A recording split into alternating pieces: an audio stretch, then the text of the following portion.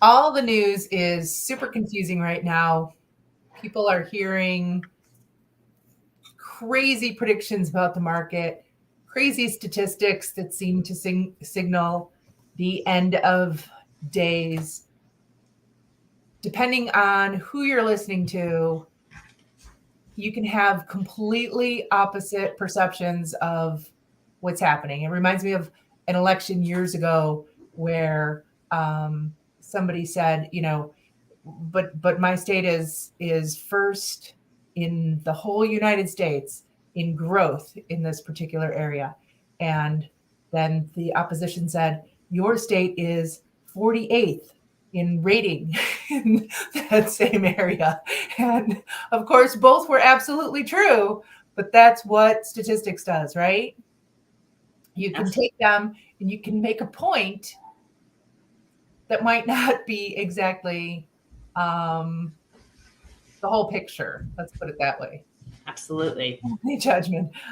There's also a famous headline just around the time World War II started regarding the Olympics, where the Germans published the results of a race and said that the German had come in third and the American had come in third from last. There were three people in the race. The German lost, the American won.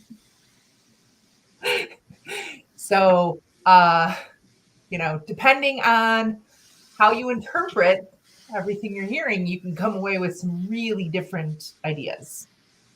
Correct. Correct. And we've done plenty, we like to at least once a month, every maybe 6 weeks, like to do some sort of market analysis. And we tell you the stats in which we feel are the most important, but they are always from that day and back.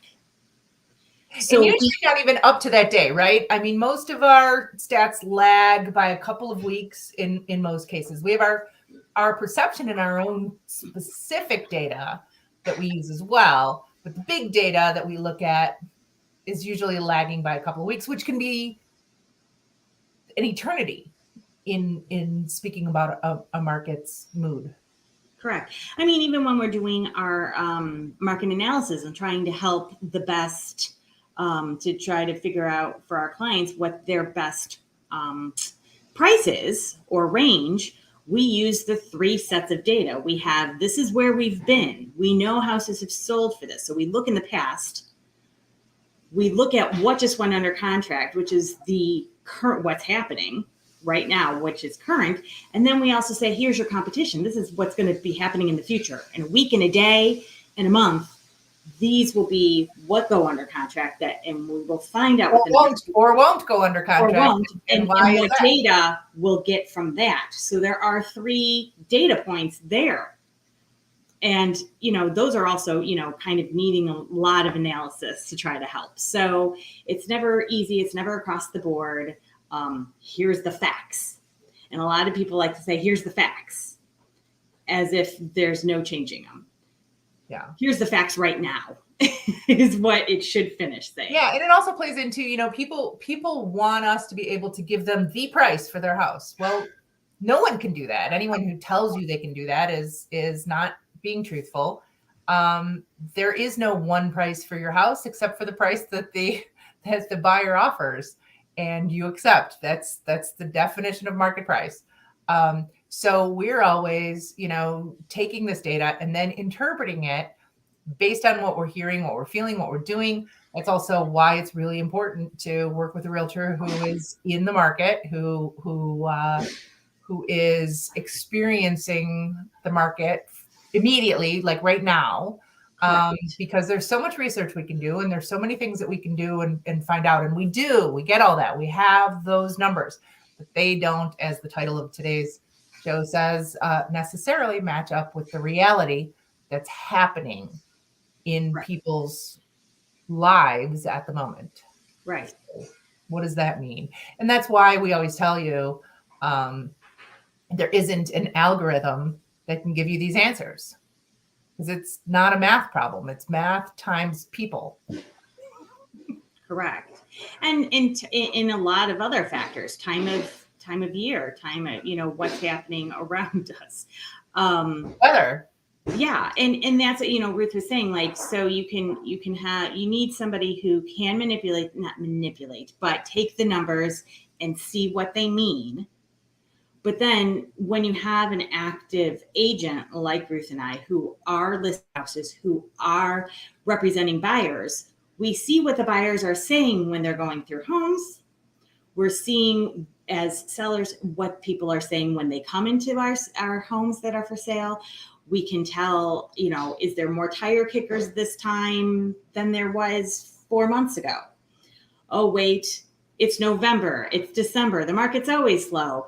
Even in July, this month is generally in August too, to an extent, slower than May and June. There's a reason spring market's a word, because by the time people get well into June, they're thinking about vacations, and then after vacations, or taking some break off of work, and then after that, they're thinking about the back to school.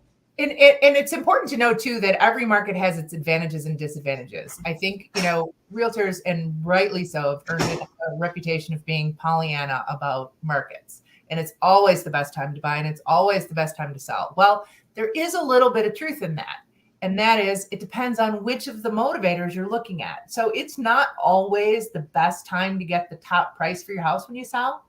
But when everybody was getting the top price for their house, it was still a really difficult market. I had somebody say to me yesterday, so you're finding this market is a little bit harder? And I was like, no, that last market was horribly hard.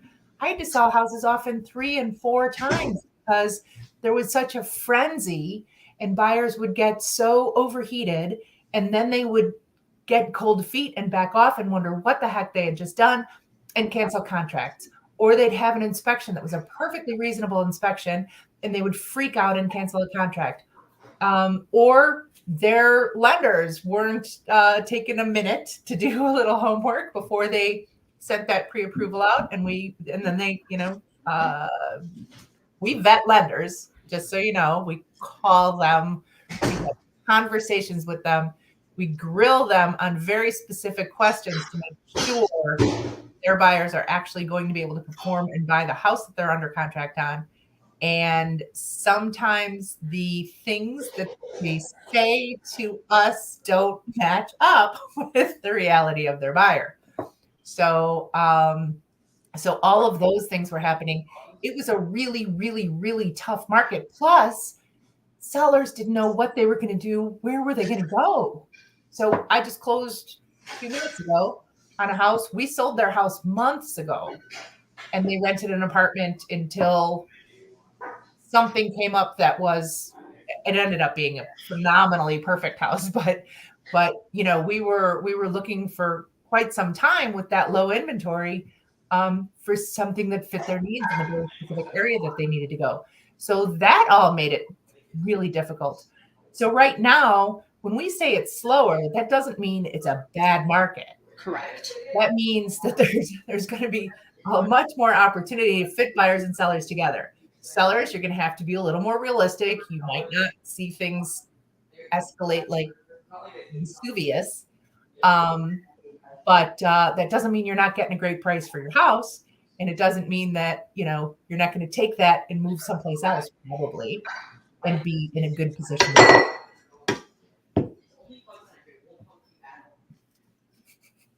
What the heck's going on there, Danielle?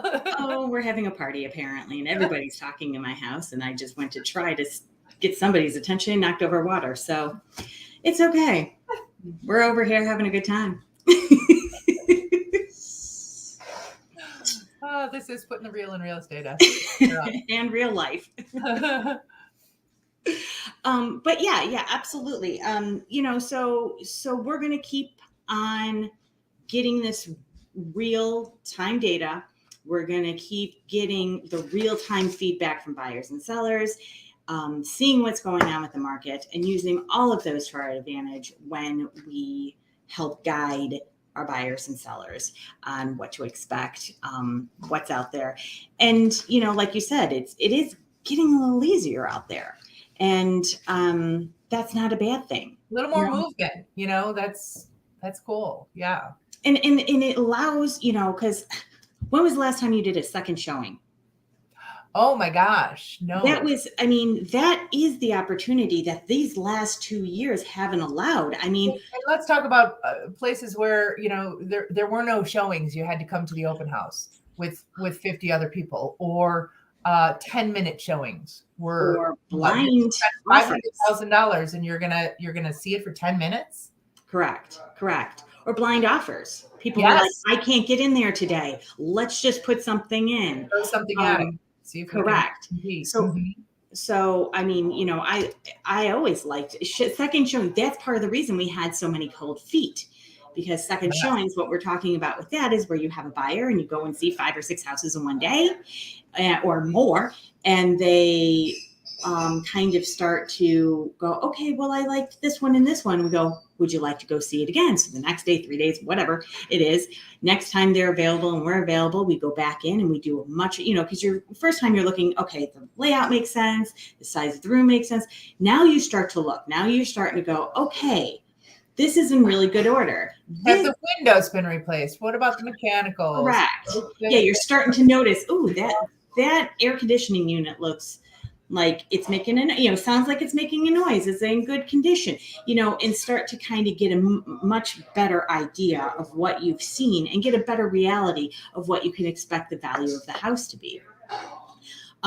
We haven't been able to do that for a very long time. Right. So, yeah. So a little more, just a better pace.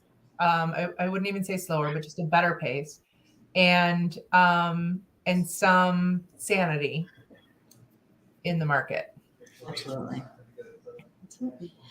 So, I mean, this is also a great example of why, if you're not working with us, which why wouldn't you be? But if you're not, and somebody gave you a price on your house 3 months ago, know that is not anymore. So, that's kind of like, what were you paying for gas 3 months ago versus now versus 2 weeks ago? That's housing prices are constantly doing the same thing. They're always fluctuating. Absolutely. So if somebody gives you a price on a house, that price ought to change if there's been any time elapsing between when you got it and when you're listing. Yes. And how many times a day, Ruth, are you getting an email? So somehow realtors always put other realtors on their mailing lists.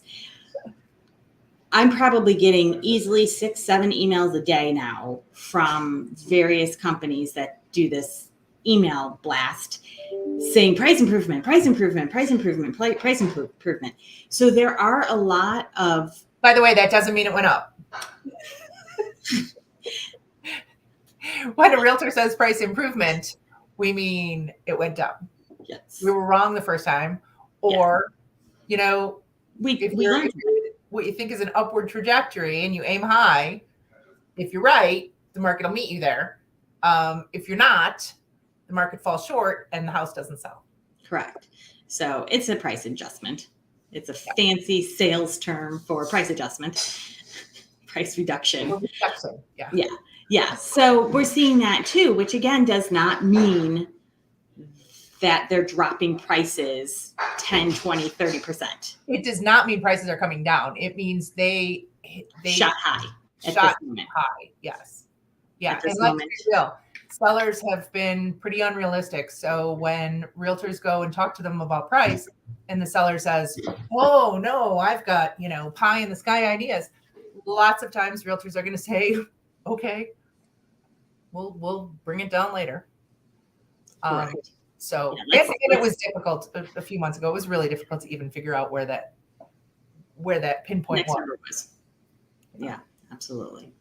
So we'll keep being out there with our side about sell. We'll be out there.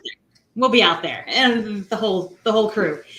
With our buyers and our sellers, and we'll be keeping our ears to the ground and talking to other realtors and seeing what their experiences are, plus continue giving you the up-to-date data. I'm sure in a couple of weeks we'll do another one to see, really where we were and, from the last time we did it in January. And if you want to know that specific data for your own home, just hit us up. Absolutely. Happy to do that. Give you the up-to-date. Interpreted data. Yes. So until next week. All right. Real estate. See you then. Bye-bye.